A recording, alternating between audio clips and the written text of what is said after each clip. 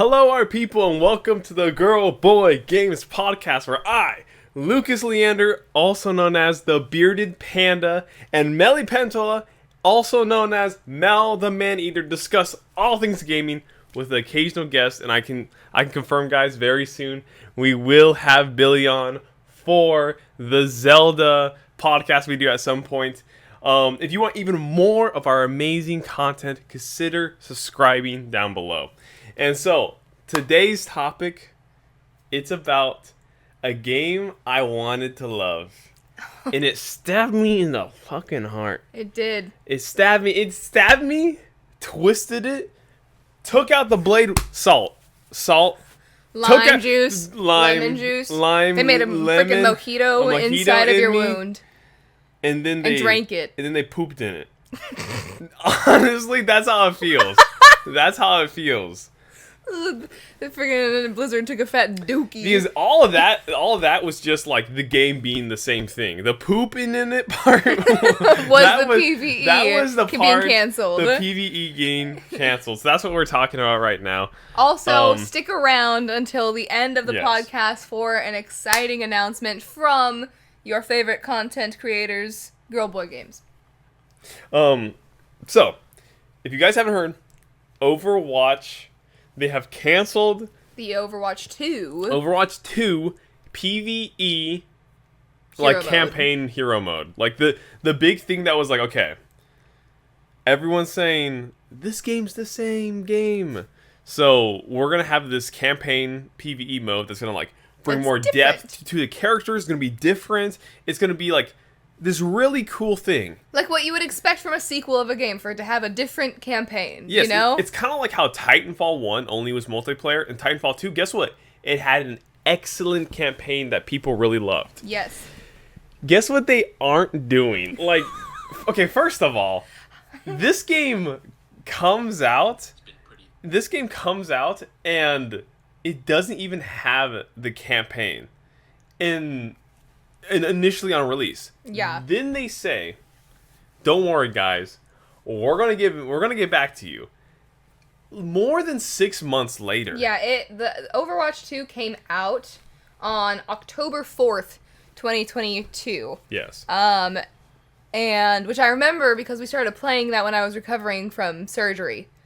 And it was been what, 8 months now? Yeah, since so then? 7, it's 8? yeah, it's currently what month are we in? It's May. It's been a minute. It's been way more than maybe not way more. It's been more than 6 months, you know? Yes. And not only did they not deliver on the campaign that they said, they're not doing it. They're not doing it at all. And so why is this a big deal? The reason that this is a big deal is because Overwatch used the PVE as a marketing point for this game. Yeah, you can't just go around and say, okay, when you release a game, it's glitchy, it's a mess, whatever, right? That's one thing. But to say, hey, there's going to be this whole ass piece of content that a lot of people cared about in the first game. Not even Halo did it. Halo was like, oh, we're going to have split screen co-op, and they never added it. That's a piece of or we're going to have Forge, and it came way later.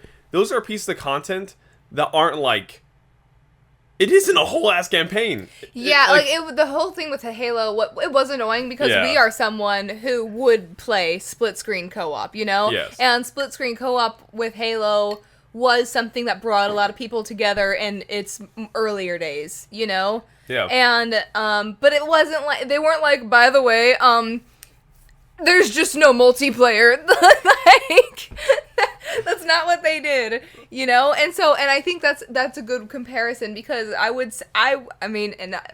people could share a different opinion than me, but I would say that the Halo multiplayer is definitely secondary to its campaign.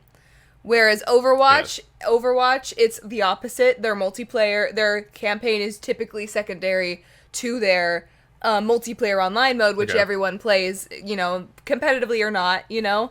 But the thing is, it would still be, if Halo came out and was like, we don't have any multiplayer, everyone would be like, what?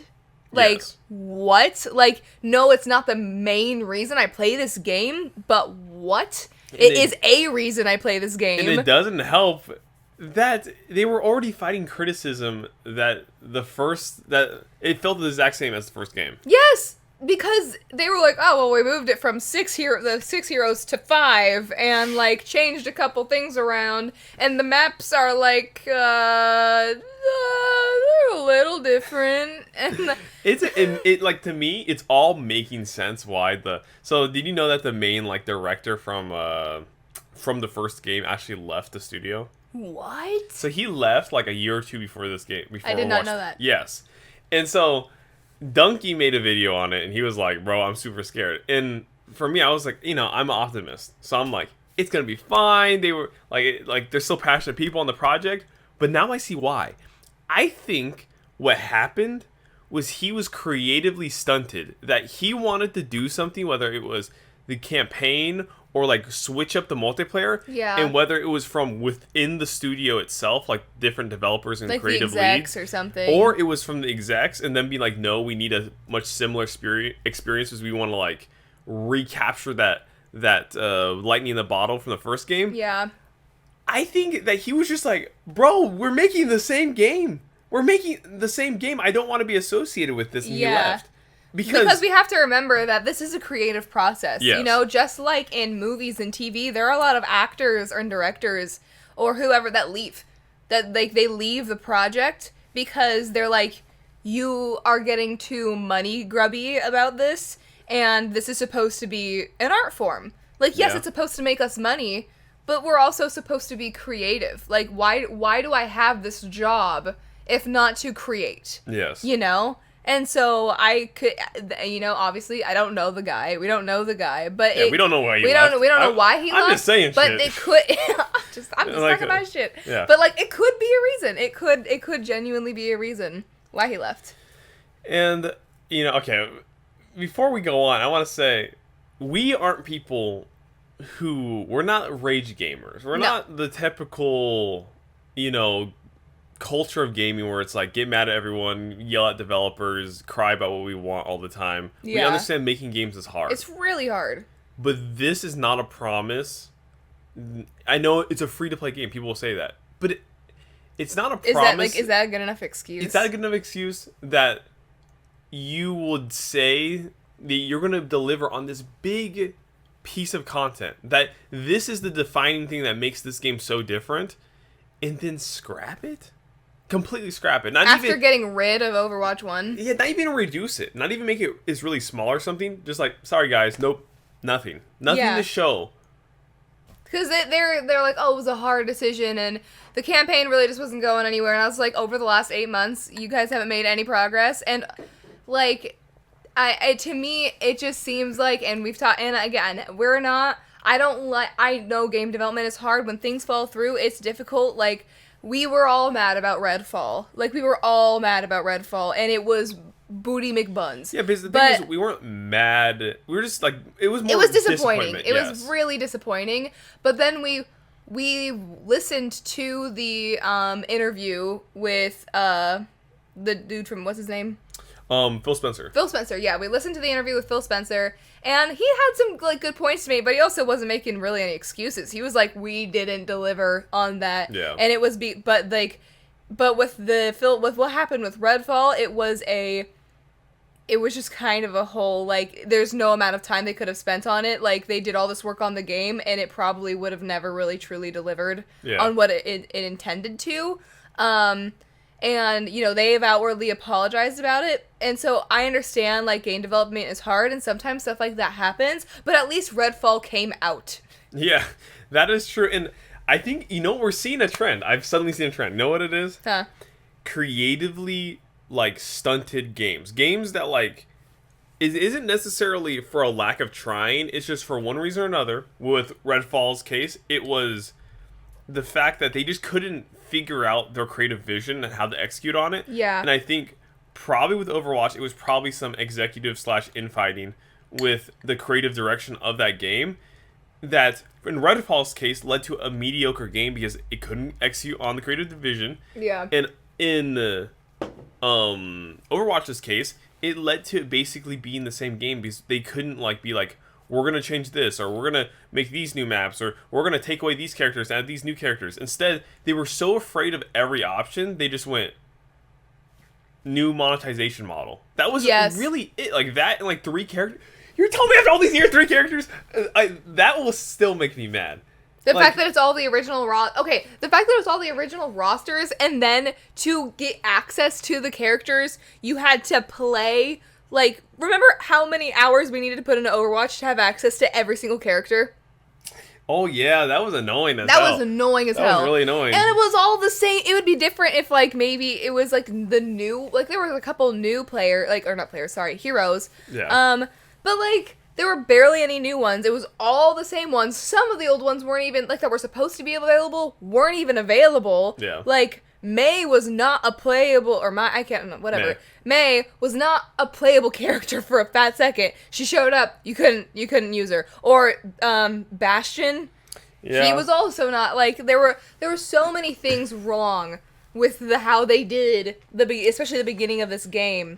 And, and the fact that they didn't, it's like, you're gonna come out with Overwatch 2 and not have, like how new heroes. Like, how are you not gonna have new, like, you'll be like, oh, because they got a couple new ones. It's like, what, you've had all this time and all you could come up was, like, with 2? Like, what are we doing? Like, we talked about this earlier, that, like, people consider Call of Duty a cash grab, and, like, it is. I do consider it kind of a cash grab, because it's kind of the same game, slightly tweaked feel of the game with it, but it's the same kind of package, and they do it every single year, right? And I'm gonna buy it every single year. but it may be a cash grab, but it at least is a different enough game that they're like, they did provide new maps. Even if there are some legacy maps, there are new maps. Yeah. They do try to mix the feel of the game. The guns, even though it's like the same shit every year, they do make the guns have different specs, different metas, skins, different, like, all this different stuff, right? So they're at the core of it, no matter how much of a different game it is a different game. Yeah, it's like you're getting, like, you're still like the campaign is always different. Campaign's different. You have a campaign. You have a campaign. Yeah, you have a campaign. The fact that I'm, like, Call of Duty advocating, delivers you a campaign. I'm advocating for Call of Duty because it has a campaign. It's the base minimum. It has a campaign. At the bare minimum. And you could But say whatever you want about, some like... Some are really good. Yeah, some of them are really good. And you could say whatever you want about, like, oh, well, it's not free to play. I'm like, I don't care. You think that this is where I stop caring when people use the money argument. Like, well, big people didn't spend money on Overwatch 2. And I'm like, and that's how you want to represent your game? I have a question for you. Okay. Free-to-play game... Right? It's free. It's free. It's free. It's the same game as the first one you paid for, right? Yeah. Right? And there's no new content. Okay. But it's free. Versus this game you have to pay $60 for, and it has new content. Okay. It does feel the same, but you have to pay $60 for that game. Well, sounds like the free one, right? The free one, yeah. Sounds boring shit. Fucking pointless, right? Pointless, right? Why would I trade? You're like, why? Why would I transfer from this first free to play game already worked? Why would I go to this sequel of the free to play game that's not different? No, that's the worst part though. Is the first one wasn't free to play. You paid for that one, wait, right. And then we made it free to play, and then it was the same thing. But then you feel like. But now there's a battle pass. Yeah, it's a battle pass, and we give you way more. You give us way more slack because it's free to play. So we have less expectations because we let you play for free, even though we deleted the first game. That's basically the same game that you paid for. Like, oh man, like I don't. Like I said before, I don't get heated on most topics. But this is like. I don't understand how you fumbled the bag. And that so that's bad. What pisses me off. They're like, well, we could have released it and it wouldn't have been as good. And like that, like people are like, well, if you could spin it, the argument the other way of like, okay, what if they did release it and it was kind of unfinished and it wasn't great? I'd be like, at least they fucking released it. Yeah. Yeah. Like, I don't care. Like, you promised this. People release bad games sometimes, but at least they released it. Yeah. Redfall sucked. but they didn't just cancel the game. And it's funny, it's crazy to me that they think the press and probably also the money, they probably weren't even close. Somehow they probably weren't even close to finishing it, which is crazy to me. But probably also what they did have, they were like, okay, if we wrap this up really quickly, it'll probably be bad. And we think, even with all this time spent, that the press from this being bad is worse than not executing. That's scary to me. That this game was in this campaign mode after all this time was in such a shambles state. It was in such a bad state. They were like, let's just not release it. That's better for us. Yeah, and here's the thing, and this is another thing that people are speculating. It's like, why? So in Overwatch 2, it is free to play, but they have a battle pass system. Because everyone wants to be Fortnite right now. And this is the big topic. This is the big topic. Everyone wants to be Fortnite right now. Mm-hmm. So they were like, we're not supporting Overwatch 1 anymore. Here's free to play Overwatch 2. And oh look, it just so happens to have a battle pass. And it's but we're totally coming out with a PVE layer. And we're gonna have this battle pass, and it's gonna have nothing good in it. Here's the difference, guys, between your battle pass and Fortnite's battle pass. Fortnite's battle pass is usually fire. It's fire. They want you to complete it. They make it easy for you to complete the battle pass. They're like, you could get through one section of our battle pass, first of all, within like a couple matches, and you immediately have a skin. Yes. You immediately have a new skin, a person. You have a new skin for your gun and like all your other stuff. You've got like a different back bling. You've got gliders. Like you got all this different stuff, and it's because Fortnite's battle pass is genuinely It's and these other battle passes, they're not used to provide you value. They're only there to be like, we are just a method. You spend the money, so you feel obligated to play our game. Do you want to? No. You want to get the most value from your battle pass, so you need to put 300 hours in. And guess what? You're only 50% through the battle pass. Yes, and all you got was like a freaking like voice like cue thing you or got whatever. Like an emote that's like this. Bro, why isn't that free? Why isn't that free? Oh, yeah, and so there's some speculation that I'm not gonna be completely tin hat on this. Okay. But also, like, it's a little sus that you're like, we're gonna release the game without the PVE, but it has a battle pass. So we're gonna start making money off of this game once it comes out. You don't use the battle pass for the PVE necessarily, but it feels you really have the skins scuzzy that your characters would wear inside of the campaign. Well, it feels a little scuzzy that it's like, oh, you already spent money on our game, and like, so like you held up your end of the bargain of like, oh, you're gonna be our customer, you're gonna support Overwatch, you're gonna get the battle pass, you're gonna play the game. We're not gonna really hold up our end of the bargain though. Like, so thanks for giving us all the money, and we're not even gonna deliver on the campaign. But it's Feels totally bad, Overwatch 2. I think people would be less upset if Overwatch 1 just got a huge update. Yeah. Where it's like basically Overwatch 2. Yeah. But like a huge update where they maybe polished the game a little more, added a couple more maps, added these new characters, and then added a battle pass. I think people would be less upset if they were just like, if all you wanted to do was add a battle pass. Yeah. Then you could have just added it to Overwatch 1. Why did you call it like it to me and like it would have been weird because like what? Why is I paid for this game? Why does it have a battle pass? I feel like what they should have done is think about a solution based way of handling this issue. What should they have done? What they should have done, I feel like, is all the stuff that they did, like you just said, make it into an update. Yeah. And don't even.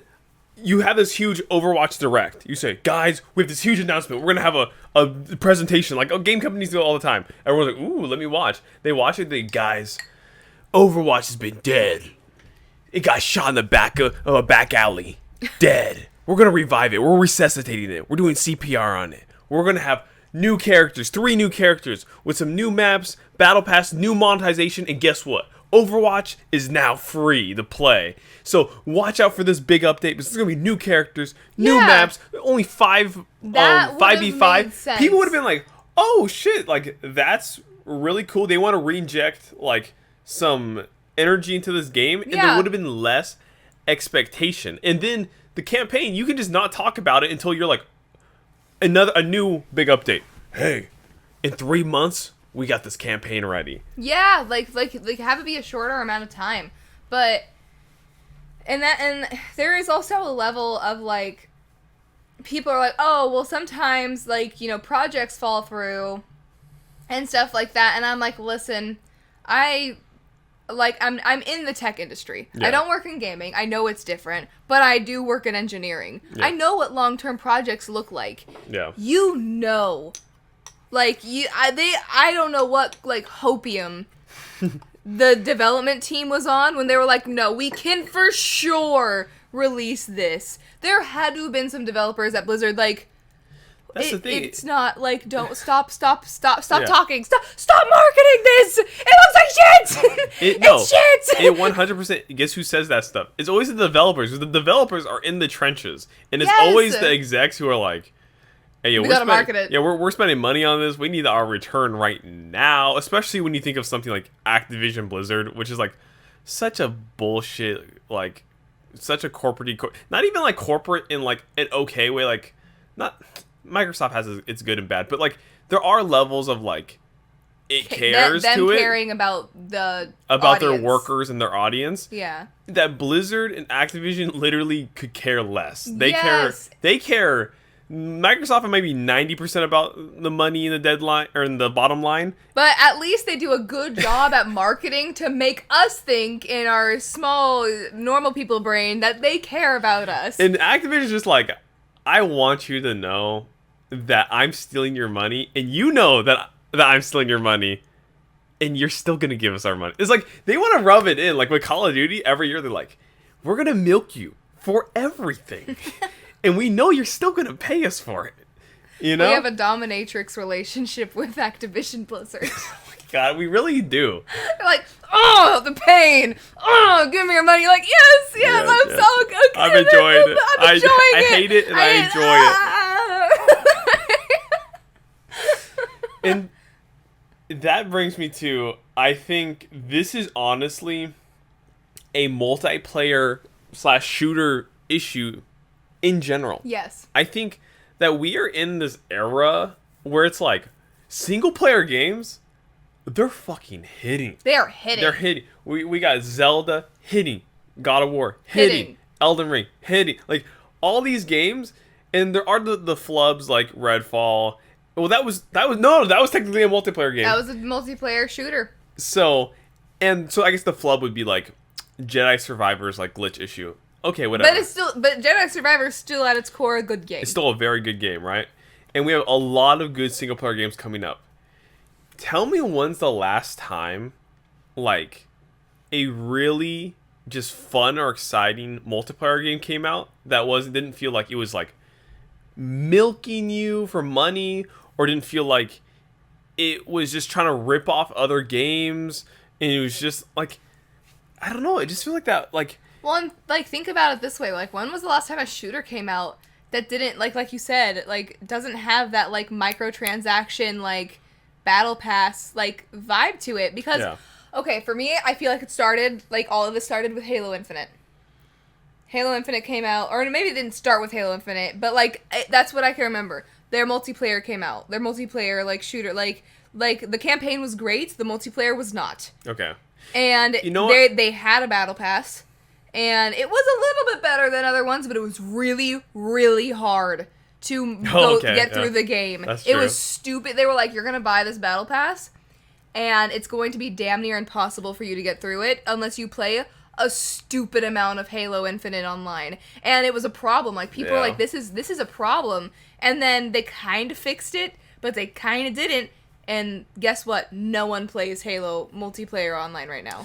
Yeah, like I do. At first, I was like, no, it didn't start with Halo, but no, I think I see what you're saying, because just the whole idea of like we want to be the next everyone wants to be the next Fortnite because we can all get tens of millions of people to play us all the time. Like no, that's not that's not going to happen. No, and then one of the yes, Overwatch is free, but that's another annoying thing is that a lot of the other games aren't free. Yeah, like not every game can have the biggest player base ever. That's the whole point of having the biggest player base ever. Is that exactly. You are a unique game, and so by trying to inject battle pass and all these other monetization things into kind of the pay to win Except Except Fortnite isn't pay to win. Fortnite is completely, it's all customization. Can we talk about how crazy it is? The flip around from not liking Fortnite, thinking Fortnite's dumb, all this different stuff, to like Fortnite might be the only multiplayer game that's like relevant right now that I'm proud to say that I occasionally play. It's the only one, I think. Like, and the thing is, and I think we would enjoy it even more if we delved more into like the other format, because like obviously when we play Fortnite, for the most part we just play the battle royale, like yes. you know, duos, no build, and but aside from that, like if we went into like the creative modes, yeah, or like, you know, because they have like a team deathmatch kind of like mode, and they have all this different stuff, and they're going crazy with their freaking Unreal Engine 5 creator mode and all this different, like Fortnite's going insane, and I'm here for it. Like, yeah. I am very proud to say that I play this game and I enjoy the crap out of it. Yeah. You know? But these other games, I just want to go up to the execs and be like give them a little pat on the head and be like, it's okay. You don't need to be Fortnite. Yeah. You are you, and that's okay. And you are special. Because they are. They are. Like, it, like, hurts my heart a little bit to be like, why, like, stop trying. Like, stop trying to be something you're not. Yeah. Like, because I don't want you to be Fortnite. I want you to be Call of Duty. Yeah. I want you to be Overwatch. I want you to be Halo multiplayer. I want you to be special in your own way, because that's the thing about Fortnite. Fortnite is very, very special in its own way, and no one else will ever be like Fortnite. And that's okay. You shouldn't be. But guess what? I don't want to play Battle Royales all the time. I don't want to have a Battle Pass all the time. You know, like, if I went into Call of Duty and just played, like, I bought the game, I'm playing the multiplayer, I don't want this Battle Pass shit getting pushed all the time. I just want to play and earn the skins. Like, how did Fortnite become popular? Did it become popular by trying to be Call of Duty? No. No. Did it become popular by trying to become Titanfall or any Battlefield, any of those popular games? No, it saw its chance. It said, hey, Battle Royale, at the time, a new game genre. You know, what if we tried to make our game like that and had our own identity to that genre? And that's why it exploded. Minecraft. Why did Minecraft explode? Because it was like nothing else. Why did Zelda Breath of the Wild become such an insanely popular game? Because the way it handled open worlds. Why is Elden Ring such, like, as much as God of War, people love God of War, God of War is a known quantity, a known experience. Why did Elden Ring create the internet experience that it did of, like, people popping off of that game? It created an open world and a way of telling a story and all that different stuff that most people had never seen. Yeah, it's through that creative drive, that vision, and that individuality. Yes. You know, like, yes, games are always there. There's never, I mean, not never. Sorry, very, very, very infrequently will a game come out and be like, wow, this is like. Games take from each other. They don't take necessarily, but they're video games. They're all going to be a little similar in some ways with, like, mechanics or what have you. Yeah. Like, I'd be genuinely surprised if a game came out and I was like, oh, like, none of these mechanics I've ever used before. Yeah. Like, that's just not how that works. Yes. But, like, Fortnite and Minecraft and Elden Ring, like, they just they knew what they were and they stuck to it. Yes. They didn't try to be like another game, and it's kind of gross because these other games are trying to be like Fortnite. I feel like for the wrong reasons. They're trying to do it because they're like, wow, the battle pass is profitable. Not we don't want to do the battle pass to provide our customers value. We want to make the battle pass to provide us value. I want everyone to think about how amazing it is how long Fortnite has stayed relevant, especially in the current gaming state.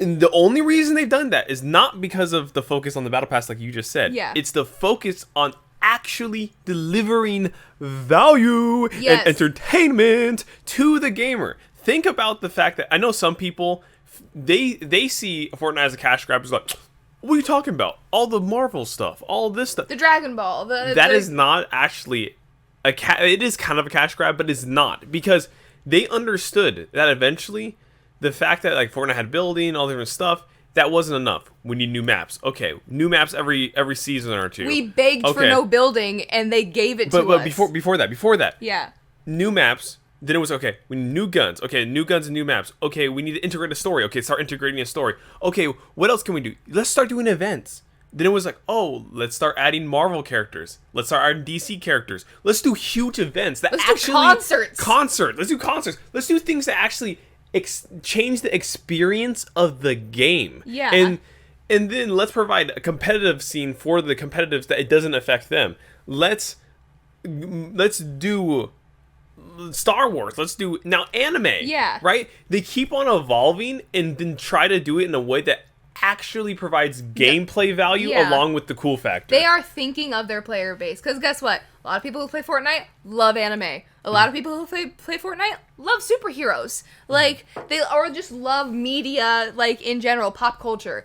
And so they are thinking about, like, okay, what is who's relevant right now? Who do we love? My Hero Academia. We're gonna put My Hero in here. Oh my god. When like, we get Demon Slayer, guys. Oh my god, we get Demon Slayer in Fortnite. Fortnite. We get Demon Slayer. When we get and then there's like, oh, okay, just imagine. This is a completely off topic. Completely off topic. Imagine you get like Tanjiro's sword. You pick up different swords. You can do Hinokami Kagura's. You get Hinokami Kagura's. You get Zenitsu's like lightning, and then you get like Inosuke, I don't know, his beast fucking breathing beast I don't know. Sorry, Breakthrough Inosuke. rock, You're cool, but like your moves are like less memorable. But damn. But that would be amazing. That would be yeah. But back to what we were talking about. But anyways, but they're thinking about their audience. And it's obvious because, like, yes, if you're someone who only liked the original Fortnite and you don't like crossovers, that's, to each their own. Yes, of course. But also, there are a shit ton of people who are, like, crossovers. Fortnite is now crossover the game, and everyone is pretty much okay with that. Yeah. Like, Fortnite's and we think more it's dope. crossover the game than even Smash Bros. Ultimate used to be crossover the game, and it is crossover the game.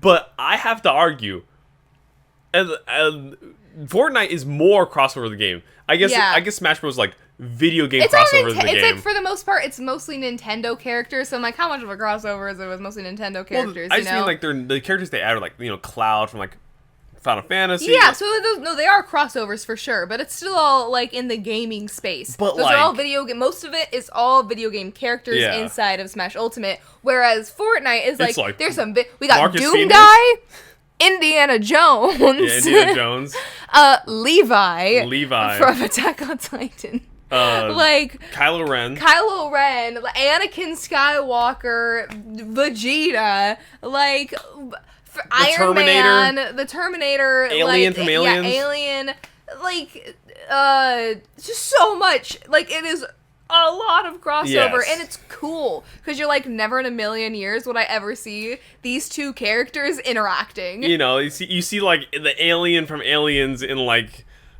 Levi from Attack on Titan doing the gritty doing together. the fusion pose into a gritty, you know. You're like, it's just fun. And Fortnite really, like, yes, they make a lot of money, but they really are providing value, and I think that is something that these games, like going back to what we're talking about, Overwatch, like, they're not in it for the right reasons that Fortnite is in. Like, they're in it for the, like, oh, Fortnite has a battle pass, they're making money off of it, well, we'll have a battle pass and we'll make money off of it, but we're going to provide so much less value in this battle pass. And I feel like you can see, I don't know, just in the people I'm around, the other people I play games with, like Armand, Billy, you, that there's a huge exodus and a huge like migration of gamers from the PvP space. But I feel like the executives understand the monetization of the PvP space so well that they're not predatory towards gamers. Mm-hmm. But I think that a lot of these gamers who are not going to stand for it anymore, you're seeing them all leave and go to PvE, like multiplayer games that are about fighting like AI enemies. So like Monster Hunter, right? Or Destiny. Destiny, Diablo. You're seeing people like, I can't wait for Diablo. I can't wait for Diablo. Like you're seeing all these people go, I'm so sick and tired of these games that I play all these matches, all these hours, and they don't give me shit. It's all contingent on the gameplay, and half the time the gameplay isn't actually that fun. Yeah, like half the time this game just makes me mad. Yeah, it just makes me mad. So why am I gonna do that? Why don't we all just hop on Monster Hunter and have fun? Exactly. Why don't we all just hop on Diablo? And have you know fun? what Monster Hunter doesn't have? A freaking battle pass. Like, jeez. Exactly. Or Wild Hearts, or any of these games that we Diablo play. does though. Huh? Diablo has battle pass. I said Wild Hearts. I know. I was just saying, like you were going on. I thought you were gonna say Diablo. I was like, yeah. I just letting you know. Diablo has a battle pass. Yeah, What the yeah. fuck? I know. Well, and and like It's by Activision Blizzard, so. Yeah. And that does leave a bad taste in my mouth. I'm so excited for Diablo, and then they go and do this, and I'm like, now I feel a little weird. Like, I really am excited for this game, and it is a different, like, I'm sure completely different, like, development team studio that's working on Diablo. Yeah. So their mission is different, but still, like, it's not what at the core of it. It's just not okay. And one point that I did want to bring up. That we talked about a little bit with my brother the other day, and this is just like a more minor point, but I think it was interesting. Like, I think that this outlook on it was interesting. He mentioned that sure, yes, games 10 years ago or 15 years ago, however long, they did have bugs. They did sometimes have their issues. But he mentioned, he's like, yeah, imagine like not being stressed out that your game has to be perfect when you release it because it comes out on a disc. And I was like, damn. Like, that is a little bit of a perspective change, at least for me, because, like, no, obviously, yeah, it's online, there's all this different stuff. Like, game devs used to not be able to send these big patches out to the game. It was like, I made the game, here's the disc, if I want to fix it, I'm going to have to release another version and have to also rationalize selling another version of this game, you know? And so I think game developers are getting too damn comfortable. Sorry, no, I'm not game devs, but people who develop games, like the publishers and the executives of game developing companies are getting too comfortable releasing their unfinished game. And I am tired of it. And I'm not even talking, for me, obviously I don't want my game to glitch and crash and stuff, but it's when you promise me content that literally isn't going to ever come, or it's so broken that it basically isn't there. Yeah. That's why I draw the line. Yeah. And so, well, like, even think about it this, like, so, and a lot of game developers are releasing games in, like, their alpha state or whatever, and I'm like, that is the biggest bullshit I've ever heard in my life. You're like, I'm gonna release this game because you guys want it, but there's unreleased, we don't have all the content for it yet, but it's coming. Think about it's coming, don't worry about it. Think about Multiverses. Multiverses was apparently an alpha the whole time. Yeah, they said that game was an alpha the whole time, but the only if that game was a smashing success and it continued being a smashing success and it was like, this is the second coming of Smash Bros, it never would have been an alpha. It would have stayed a full game. But guess what? It's an alpha because the player base fell off a cliff like 2 months later. Yeah. And so they weren't prepared to have a pipeline of content to keep it alive. And so they had to go into beta to save face and then get the pipeline of content ready. So when they relaunch their full game, that's going to be like the same game. Yeah, I'm the only game that has released, and I'm sure there's other ones that I just don't know about. But the only game so far that I have played that released in alpha state that delivered on what it said it was going to do has been, funny enough, Disney Dreamlight Valley. Oh, okay, yeah. And it's because Disney Dreamlight Valley released in alpha. It might still be an alpha. I'm not sure. I'm pretty sure it is an alpha or beta or whatever it is stated as in. But yeah, they were like. But it was a good game, and for the most part, it was all of and like they've been releasing more content. Yeah. Like they said they were going to release more characters, more this, more, and they have been. Yeah, they've released a lot more content, and they've done it consistently. Here's the thing: is they would say they release content, and they release it on time. Every single time, and there was glitches and bugs with the game, and they continually worked to fix it, and it was okay because they were in alpha state, but not just because they were in alpha. it was also because they always communicated with the community and they kept to their word. That is what we want. Disney Dreamlight Valley's Twitter page is like, they're active. They're active? They are active. They're like, oh, how's everyone enjoying the game? Oh, who's excited for this content? Who's excited for this object? Who's excited for this, like, clothing thing? Yeah. Also, we're releasing freaking Mufasa. Like, you know, that, not necessarily, I don't know if they're ever going to release Mufasa. But, like, he's dead. But... I meant Scar. We're reanimating. We're actually going to put the scene where he dies in the game. It's going to be a thing you can build, and it's just going to loop. You're going to see him fall into the water buffaloes. He'll get ran over, smashed. You'll see his corpse. You'll see his corpse. And you'll see Simba go up to him. And he'll be like, Dad! Dad! You'll cry. It'll restart. It'll restart. Long live the king. And then it's that over and over again. It'll be a great piece to your town.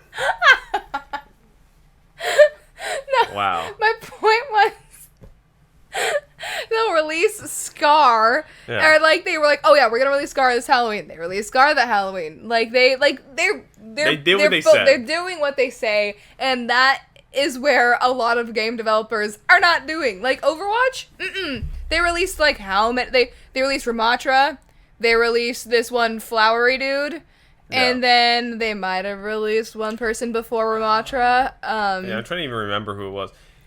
Either way, you can count it on one hand. Here's the thing. I don't want to get too... I was telling her earlier, I don't want to get too caught up in like the nostalgia of like, it was so much better back in the day. Because they did other things to kind of screw over the gamer back in the day. Like, making the game so fucking brutally hard that you can't even beat the game, because even though realistically with normal difficulty, the game might last like 4 hours or something like that. They're like, no, it can't last 3 or 4 hours. We need this game to be 50 hours long. This platformer, it's just gonna be so hard that if you die 3 times, you restart the whole game. Yeah, no, I'm not trying to get caught up in necessarily like the disc nostalgia and stuff like that. But my main point right now is just that I don't for whatever excuse they're using. Yes. Just release the game when it's done. Like, I'm so fed up with, like, this weird, like, well, gamers, they want the game right now, they want different stuff, so we'll release it unfinished. Hear me out. The game, how about you make them smaller? Yes! How about you start making games smaller? Like, so, sometimes people don't want to hear that game's 6,000 hours long anymore. Sometimes you just want to be like, this game will be fucking sick, and it's gonna be 7 hours long, but it's gonna be the best 7 hours of your life. Yes, but guess what? Yeah, there will be people out there who's like, what? I don't get to explore the fucking middle of fucking nowhere and look at the rocks, for 50 hours. For 50 hours. But when the game comes out and it's excellent and it's a 9 out of 10. People will buy it, and there will be value there. And you can replay it. If you love it that much, replay it. Yeah, put replayability in it instead of trying to make the base game long. Maybe make it so, unlock a hard mode that actually has new combat encounters like Jedi Survivor. Yes. So, I'm just advocating for... Your leg is a little heavy. Oh, sorry. I'll have my leg on her. I'm just advocating for games to be quality and concise and not feel like they need to always compete with Elden Ring or Tears of the Kingdom or Fortnite. Just know your Know your place. But know like, your place. Know who you are. Know your identity. Yeah, know your identity. Not in a belittling you sense, but like know who you are. You know, and own up to it and accept that. Don't try to be everyone. Make money the way that makes sense for your game. Yeah. You know, like yes, profitability is important for the like survival of game developers. Yeah. But do it in a way that makes sense for your game and follow through on your promises. Bro, you're no Conor McGregor. Okay. What? You're no Conor McGregor. What are you talking about? You're at best. You're Kamaru Usman, right? No one knows understanding this reference at all. Shitting on Usman. But this is the point I'm getting at, right? What point? They both know their identity, right? Conor, he's not a champ anymore, but he brings in the bucks, right? Baby, we're talking to gamers. That's what I'm explaining. Conor McGregor, you guys know who that is. He is not a champion anymore, but he brings in the bucks. Usman, he was a champion for a long time. Did he bring in all the bucks? No, but he was an excellent champion, and that's who he was. Just be who you are. Do what you do best. And be Conor McGregor. You will shine in your own unique way, whether that's through skill, whether that's through shit talk. Now I'm getting too deep in this analogy, but you know what I'm saying. I don't know that we do. I'm saying. No, No, fine then. I'm kidding. What I'm saying is, if your game's a multiplayer game and you're not, then just don't make a campaign and make the multiplayer an actual sequel to the first game. I'm talking to you, Overwatch. Yeah, and you like wound down so fast. You're like, I'm it's you. You cranked me up when I was ready to go down, and you said, I don't know what you're talking about, and I was like, okay, I'm back. I was messing around with you. Yeah, I know. No, so, and I think people would be like, and here's the biggest thing, Overwatch. We would be less upset with you if you just said there wasn't going to be a PVE in the first place. And that is the perfect place to end this, because that's it. That's it. That's it. You should, if you said like it's Overwatch 2, we're not having a PVE, you would get made fun of. You would, like, everyone would be like, "What? This is not Overwatch 2." Everyone would make the same jokes we already have made of it being like Overwatch 1.1 and all this different other jokes.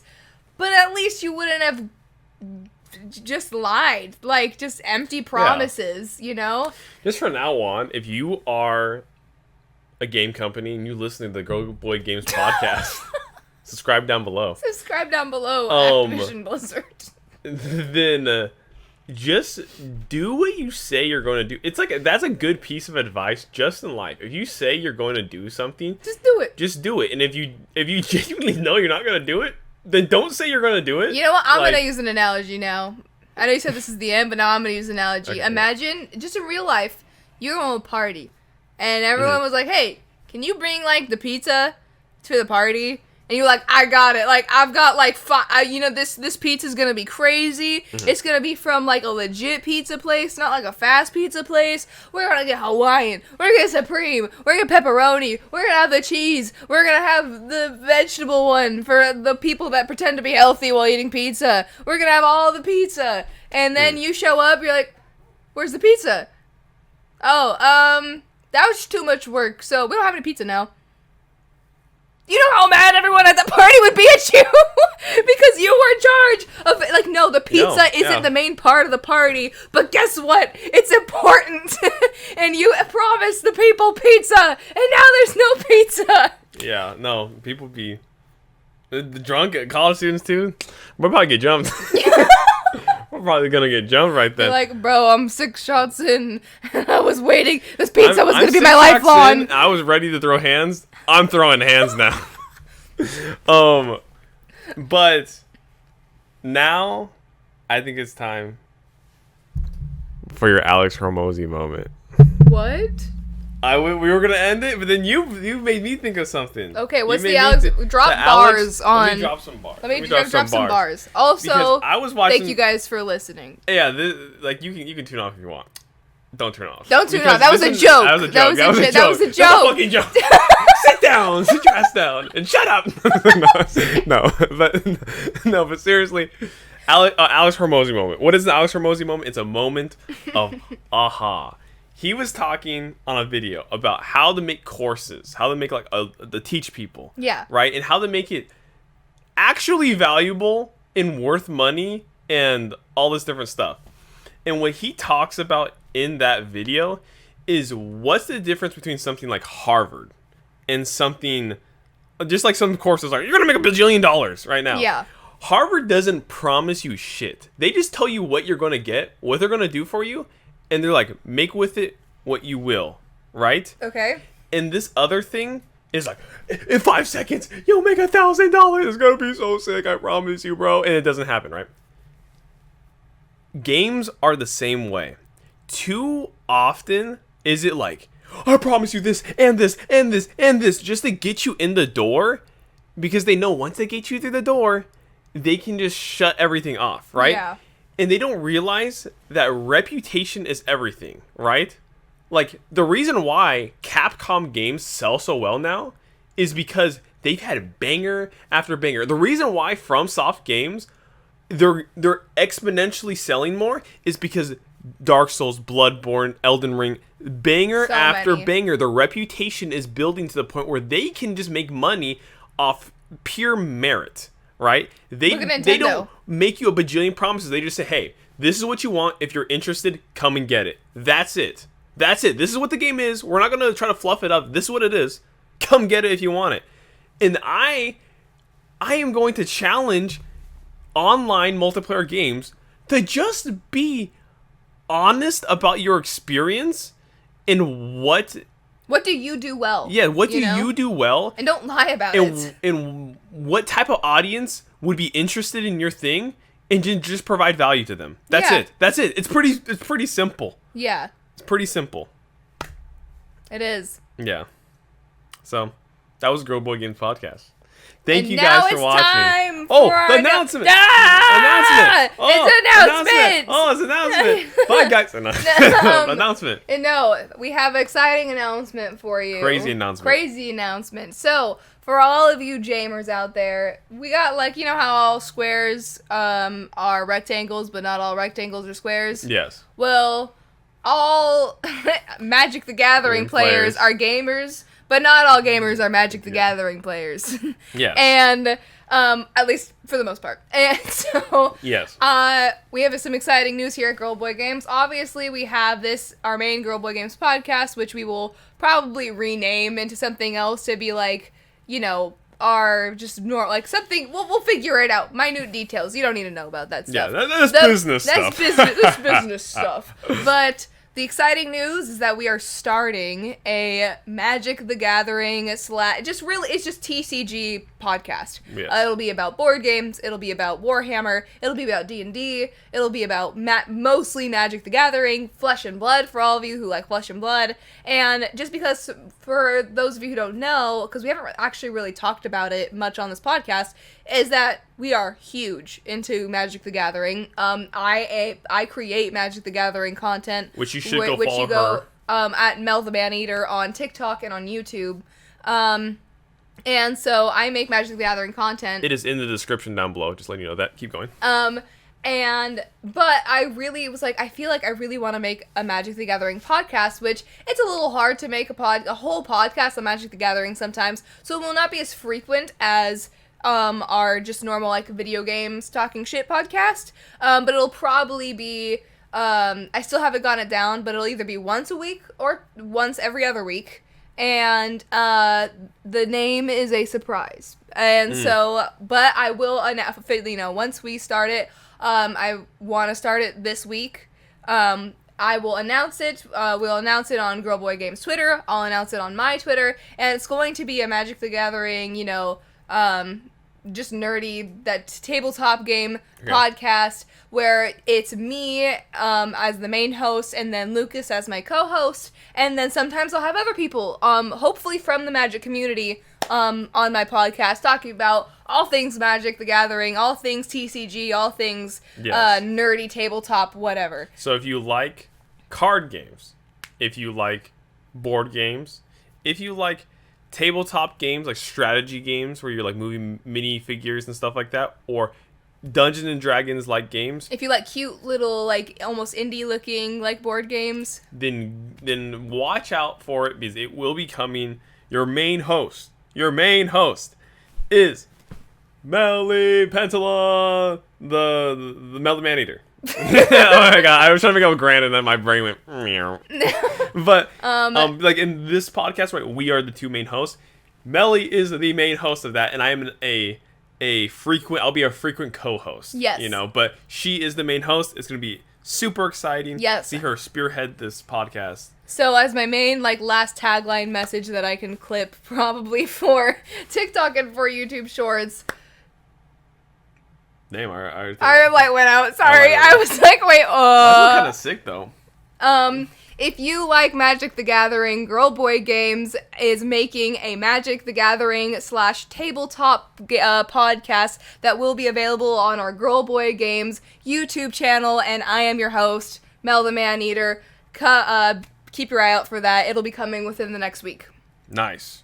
Nice. And I think that's all we have to say for this podcast. Yes. Thank you guys for watching. Please subscribe down below. Look forward to this next podcast that we'll probably be posting another podcast very soon. And look forward to the new podcast that's going to be coming out. The new, completely new board games and card games podcast. Thank you guys so much for the support. And we really appreciate it. Talk to you guys later. We'll talk to you guys later, and let us know what you think about the Overwatch PVE being canceled in the comments down below. Bye!